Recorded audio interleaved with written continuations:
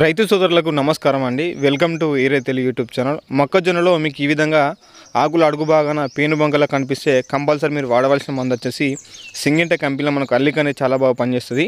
అల్లికలో మనం టెక్నికల్ పరంగా చూసినట్లయితే లాంబ్డా అనేది ఉంటుంది. దాంతోపాటు మనకి ఇంకోటి అక్టారా లిక్విడ్ ఉంటుందండి. అక్టారా వచ్చేసి నీకు 12.6% ఉంటుంది.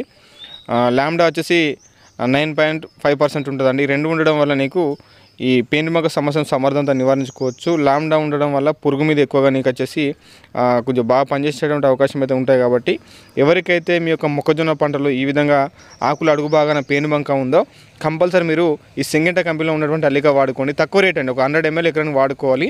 రేటు పరంగా కూడా చూసినట్లయితే మీకు 350 రూపాయలు ఉండేటటువంటి అవకాశం అయితే ఉంటాయి. కాబట్టి కంపల్సరీ మీకు సమస్య కంట్రోల్ కావాలంటే అల్లికని చాలా బాగా పనిచేసే అవకాశం అయితే ఉంటుంది. కాబట్టి వాడుకునే ప్యాటర్న్ చేయండి. ఎకరానికి మా దాదాపుగా 100 ml అంటే ఒక 100 లీటర్ నీటికి వస్తాయి. కాబట్టి మీకు అందుబాటులో ఉంటే తెచ్చుకొని తీసుకునే ప్యాటర్న్ అయితే చేయండి.